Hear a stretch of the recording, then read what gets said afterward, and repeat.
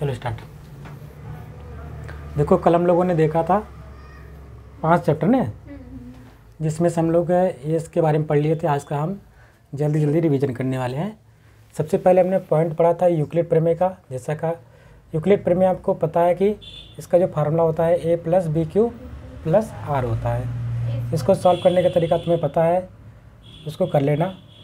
इसी प्रकार से हमने सेकंड टॉपिक जो देखा था वो हमारा एलसीएम एचसीएफ था। एलसीएम में सबसे मोस्ट इम्पॉर्टेंट जो क्वेश्चन आपका है, पहली संख्या गुणे दूसरी संख्या गुणे लासा और गुणे मासा। तो इसमें से 3 चीज़ें आपको दे रखी होगी और एक चीज़ निकालनी होगी। अब कुछ भी इसमें 3 दे सकता है, जैसे एलसीएम दे सकता है, एचसीएफ दे सकता है, दूसरी संख्या दे सकता है, तो पहली पूछ सकता है, या तो पहली दे दूसरी संख्या दे एक एलसीएम दे तो हमें एचसीएफ पूछ सकता है। वैल्यू पुट करना है और निकाल लेना है। सेकंड, थोड़ी सी हमको चीज़ें जानकारी रहनी चाहिए। जैसे नेचुरल नंबर क्या होता है, जो 1 2 3 से लेकर के कहाँ तक चलती हैं, इनफाइनाइट तक, उसको हम नेचुरल नंबर बोलते हैं। जो ऑड नंबर होता है वो जो 2 से विभाजित नहीं होता है उसे हम ऑड नंबर कहते हैं। जैसे कि 1 3 5 7 9 10 ये भी इनफाइनाइट तक चलता है। उसके बाद हमने इवन नंबर देखा जो कि 2 से विभाजित होता है, जैसे कि 2 4 6 8 10, ये क्या हमारा इवन नंबर होता है। आगे हमने देखा था होल नंबर, इसको हम पूर्णांक संख्याएं कहती हैं, जो कि अगर हम प्राकृतिक संख्याओं में 0 को ऐड कर लेते हैं तो ये क्या कहलाती है, हमारी होल नंबर यानी पूर्णांक संख्याएं कहलाती हैं। ये भी हमारी 0 से स्टार्ट होंगी और कहाँ तक चलेंगी, इनफाइनाइट तक। आगे देखते हैं हम लोग prime number. Very important question ये आपका होता है। बेसिक चीज़ तो पता ही होनी चाहिए, बेसिक चीज़ पता होनी चाहिए, लेकिन उसमें से हमको प्राइम नंबर सबसे इम्पोर्टेंट है। ठीक है, प्राइम नंबर में ध्यान रखना है जो संख्याएँ 1 से, यहाँ लिखा है अंडरलाइन, तथा स्वयं से विभाजित हो। किससे हो, 1 से और स्वयं से विभाजित हो, उन्हें हम अभाज्य संख्याएं कहते हैं।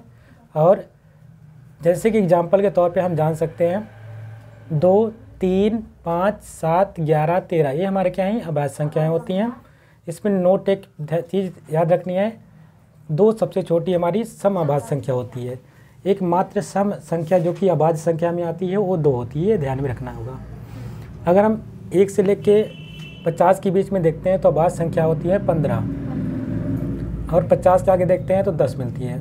यानी 1 से 100 के बीच में अगर देखेंगे तो टोटल 25 से अभाज्य संख्याएं होती हैं। डायरेक्ट क्वेश्चन पूछा भी गया है, तो ये ध्यान रखना। फिर हम देखते हैं परिमेय संख्या, जो कि हमारे टॉपिक का ही है, यूपी बोर्ड का, एनसीईआरटी का, जिसमें परिमेय संख्या होती है जिसको हम P/Q के रूप में लिखते हैं, जबकि Q ≠ 0 होना चाहिए, यानी Q का मान हमें 0 नहीं होना चाहिए। इसको हम परिमेय संख्या कहलाते हैं। अब परिमेय संख्या डायरेक्ट आपके ऑप्शन में पूछा गया है, जैसे पाई है, अंडर रूट में कोई संख्या मिल जाती है, उसको हम अपरिमेय संख्या बोलते हैं। बहुपद की बात आती है, अगला टॉपिक हमारा था बहुपद। x की पावर हमको देखना होता है, जैसे कि यहाँ पे दे रखा है, एक समीकरण दे रखा है 2x⁴, 3x⁴, 2x⁴ और 24। तो सबसे बड़ी बहुपद जो होगा, x की पावर जो सबसे ज़्यादा होगी वही होगा, यानी इसकी जो घात होगी वो कितना हो जाएगा, 4 हो जाएगी। इसकी घात अगर आपसे पूछेगा तो आप लोग बता पाएंगे। आगे हम लोग देखते हैं द्विघात समीकरण। द्विघात समीकरण का व्यापक समीकरण पूछा जाता है, ये वेरी इंपॉर्टेंट है। व्यापक समीकरण को ध्यान रखना है, ax² + bx + c। इससे हम कंपैरिजन करते हैं, a का मान निकालते हैं, b का मान निकालते हैं, c का मान निकालते हैं। तो कई जगह हमारा प्रयोग होता है, जैसे कि हमको विभक्त कर याद निकालना है, हमें रूट निकालने के लिए कहीं ना कहीं इसका इस्तेमाल होता है। अगर हम श्रीधराचार्य अप्लाई करते हैं, श्रीधराचार्य में भी ये हमें अप्लाई होता है। यहाँ पे द्विघात का अगर व्यापक समीकरण के मूल देखते हैं तो इसमें 2 मूल होते हैं। जैसे कि अगर द्विघात की बात करेंगे तो अल्फा इंटू अल्फा कामा बीटा, 2 मूल, इसको हम शून्यक कहते हैं, रूट कहते हैं या मूल कहते हैं। 3 शब्दों से जाना जाता है, याद रखना। अल्फा बीटा, अगर हमसे पूछा जाता है मूलों का योगफल का सूत्र होता है, यानी इसको हम कहते हैं अल्फा + बीटा = -b/a। गुणनफल पूछा जाएगा तो अल्फा इंटू बीटा हो जाएगा c/a। श्रीधराचार्य के नियम की बात करते हैं, वेरी इंपॉर्टेंट है। अगर आप उसको गुणनखंड विधि द्वारा फैक्टर नहीं कर पाते हैं, गुणनखंड विधि द्वारा अगर आप शून्यक नहीं या मूल्य नहीं निकाल पाते हैं, तो उसके लिए सबसे बेस्ट फार्मूला होता है श्रीधराचार्य, और इसका सूत्र होता है -b + -√b² - 4ac/2a। अब ये सब चीज़ें कहाँ से आती है, जब हम व्यापक समीकरण से कंपैरिजन करते हैं तो हमें a पता चलता है, हमें b पता चलता है, हमें c पता चलता है, और यहाँ पे वैल्यू पुट कर देना होता है। और ये ध्यान रखना, जो लाइन खींची जाती है, जो 2a होता है पूरे का होता है। और सॉल्व करेंगे 2 मान आता है हमेशा। जब भी हम 2 रूट निकालते हैं तो x के 2 मान होते हैं, या तो प्लस या माइनस में। अगर अंडर रूट में अगर समान वैल्यू आ जाती है तो प्लस माइनस में रहता है, अगर अदरवाइज तुम्हारा 2 अलग अलग वैल्यू भिन्न भिन्न आएंगे। आगे हमने देखा था प्रतिस्थापन। जो रैखिक समीकरण होता है, रैखिक समीकरण में कोई घात नहीं होती है, सिंगल घात होती है, ध्यान रखना ना। रैखिक समीकरण में एक ही घात होती है। जैसे कि यहाँ पे एग्जाम्पल के तौर पे हम देख पा रहे होंगे, ये हमारा रैखिक समीकरण होता है। रैखिक समीकरण सॉल्व करने के 3 फार्मूले, एक तो हमारा प्रतिस्थापन है, विलोपन है, और हमारा तीसरा है बज्र गुणनखंड। तो प्रतिस्थापन और विलोपन आसानी से हो सकता है, इसको हमने कर लिया था। लेकिन बज्र गुणनखंड के लिए हम यहाँ पे जैसे देखते हैं, यहाँ पे क्वेश्चन दे रखा है, इस क्वेश्चन को आप देख लीजिएगा, ठीक है। 2 समीकरण दे रखे हैं, पहला समीकरण, दूसरा समीकरण, और उसको बज्र गुणनखंड विधि सॉल्व करने के लिए सबसे पहले आप B1 B2 लिखेंगे, C1 C2 लिखेंगे, A1 A2 और B1 B2, यानी B1 B2 से स्टार्ट हो रहा है और B1 B2 से ही खत्म हो रहा है। इनके बीच में क्रॉस का साइन लगा देंगे, जिस प्रकार से यहाँ पर लगाया गया है। फिर इसको जब सॉल्व करेंगे तो ये सूत्र बनता है, x को ऊपर लेना है, बराबर y को ऊपर लेना है और बराबर 1 को ऊपर लेना है। तो ये B1 C2 कहाँ से आया, तो इसका जैसे यहाँ पे B का मल्टीप्लाई किससे करेंगे, C2 से, फिर B2 का C1 से, इस प्रकार से यहाँ पे लिख देंगे। फिर सेकंड हमारा y से स्टार्ट होता है, तो y का C1 A2 यानी C1 A2 हो जाएगा, और माइनस का, बीच में माइनस का साइन लगाएंगे, ध्यान रहेगा। फिर C2 A1, C2 ये है, A1 यहाँ पे है। उसी प्रकार से 1/, लिख करके A1 B2 और A2 B2, A1 B2 minus का A2 B1, इस प्रकार से आपका एक समीकरण बनेगा। इस समीकरण को एक बार x वाले को एक के साथ सॉल्व कर लेना, फिर y वाले को सॉल्व करना, इस प्रकार से x और y के 2 मान आएंगे, वही आपको निकालने के लिए बोला जाता है।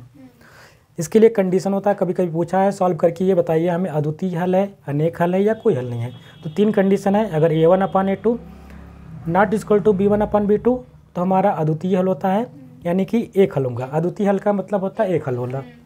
जब A1/A2 is equal to B1/B2 is equal to C1/C2, अगर ये तीनों बराबर हो जाते हैं तो अनेक हल होते हैं, इसको हम कहते हैं समपाती। तीसरा कंडीशन आता है A1/A2 is equal to B1/B2 not equal to C1/C2। जिस प्रकार से कंडीशन आपको देखने को मिलेगा तो आप बताएंगे इसका कोई भी हल नहीं होता है। और ये A1 A2 कहाँ से निकलता है, जो हमारा समीकरण होता है, पहले समीकरण को A1 बोलते हैं, दूसरे के A2, यहाँ पे B1, यहाँ P2, ये C1 ये C2 के मान रहते हैं। मान को इस प्रकार रख करके हम लोग सॉल्व करेंगे, वैल्यू पता चलेगी। इसके बारे में हम लोग पहले से पढ़ चुके हैं, हम लोग जल्दी रिविजन करते हैं। आइए आगे देखते हैं। आगे फिर हमने देखा था समांतर श्रेणी, जो कि AP अरिथमेटिक प्रोग्रेसिव सीरीज बोलते हैं इसको। इसमें से सबसे बेस्ट हमारा जो इम्पोर्टेंट फार्मूला होता है AN इक्वल टू होता है A प्लस का N-1 इंटू D। समांतर श्रेणी का पहला जो पद होता है, अगर हमको पहला पद की बात करते हैं ये होता है, दूसरा पद अगर ज्ञात करेंगे तो हमारा A प्लस का D, और तीसरा होता है A प्लस का 2D, चौथा अगर पूछेगा A प्लस का 3D, पाँचवा। इस प्रकार से तुम निकाल सकती है सोआन, ठीक है। जितने भी पद पूछे, कोई पद पूछे, निकाल सकती है। अब यहाँ बात होती है, अगर हमें अंतिम पद दे रखा होता है, पहला पद दे रखा है, हमको समांतर दे रखा है, तो हम इससे और एक फार्मूला बना सकते हैं, जिसको हम ज्ञात कर सकते हैं इस फार्मूले के माध्यम से। जबकि हम बात करते हैं यहाँ पे ए क्या होता है, हमारा ए हमारा पहला पद होता है, डी सर्वांतर है, एन पदों की संख्या है, एल अंतिम पद होता है। उसी प्रकार यहाँ भी पहला पद होगा, एन हमारा पदों की संख्याओं की, डी सर्वांतर होगा, ये हमें कितने पद ज्ञात करने हैं वो दे रखा होगा। तो इस प्रकार से आप क्वेश्चन अगर आपको दे रखा है, पदों की संख्या ज्ञात करनी है, जो भी ज्ञात करना है आप वहाँ से कर सकती है, 2 फार्मूले। फिर समांतर श्रेणी का अगर हमें योग का सूत्र होता है, किसका पूछेगा, योग मतलब जोड़ने का पूछेगा, तो यस मतलब सम होता है, सम बराबर होता है n/2 ब्रैकेट में 2a plus n-1 into D. इस प्रकार से अगर पहला पद दे रखा है, सर्वांतर दे रखा है, पदों की संख्या दे रखी है, तो इस फार्मूले पर रख करके हम सॉल्व कर सकते हैं। सेकंड कंडीशन कभी कभी आता है कि हमें पहला पद दे रखा होता है, आखिरी पद दे और पदों की संख्या दे रखी होती है। तो इस प्रकार से अगर क्वेश्चन मिलता है तो हम इस प्रकार से इस वाले फार्मूले पे मूलों का योग निकाल सकते हैं, ठीक है। सॉरी मूल्य कर रहे हैं, यहाँ पे जो श्रेणी रहेगा, सीरीज रहेगा, उसका हम योग निकाल सकते हैं। एक कंडीशन हमारे यहाँ पे छूट गया था, जो कि द्विघात वाले चैप्टर से था, जो विविक्त कर निकालना था। विविक्त कर निकालने के लिए 3 कंडीशन होते हैं, ठीक है। इसका फार्मूला होता है, यानी डी से रिप्रेजेंट किया जाता है कैपिटल डी, डिस्क्रिमिनेंट बोलते हैं, क्या बोलते हैं, डिस्क्रिमिनेंट। तो b² माइनस का 4 अगर ग्रेटर देन 0 के बराबर है तो हमारे मूल जो होंगे वास्तविक होंगे, और जो मान आएंगे भिन्न भिन्न मानेंगे। यानी x के 2 मान आते हैं तो 2 मान भिन्न भिन्न हो सकते हैं, जैसे 2 और 3 हो सकते हैं। अगर b² minus 4ac equal to 0 मतलब इसका मान 0 के बराबर आ गया, या बोल दिया कंडीशन में क्वेश्चन में, तो हमको ध्यान रखना है ये जो मूल होंगे हमारे बराबर होंगे और कैसे होंगे, वास्तविक होंगे, ठीक है। मूल एकदम बराबर आएंगे और वास्तविक आएंगे। और तीसरा कंडीशन होता है b² माइनस का 4 इक्वल टू लेस देन 0। अगर 0 से कम होगा तो हमारा काल्पनिक होता है। अगर माइनस की वैल्यू आ गई है तो हम समझ जाएंगे काल्पनिक क्या, इसको इमेजिनरी मूल कहते हैं, यानी रूट बोलते हैं। तो ये विभक्त कर निकालने के लिए एक आपके एग्जाम में 100% क्वेश्चन 100% गारंटी के साथ क्वेश्चन पूछा जाएगा विभक्त कर के लिए, या बीच में के भी निकाल सकता है, दे सकता है, तो के का मान भी ज्ञात करा सकता है। ये कैसे निकाला जाता है, इसी फार्मूले के बेस पे निकाला जाएगा। आगे देखते हैं, एक पॉइंट और बच छूट गया था इसमें, हम देखते हैं 7 अशांत। यदि गुणनखंड करने पर हमें 2 की पावर n आए या 5 की पावर m आए, या दोनों एक साथ मल्टीप्लाई होकर के 2 की पावर m n और 5 की पावर m इस प्रकार से है, तो हमारा जो गुणनखंड होगा कैसा होगा, शांत होगा।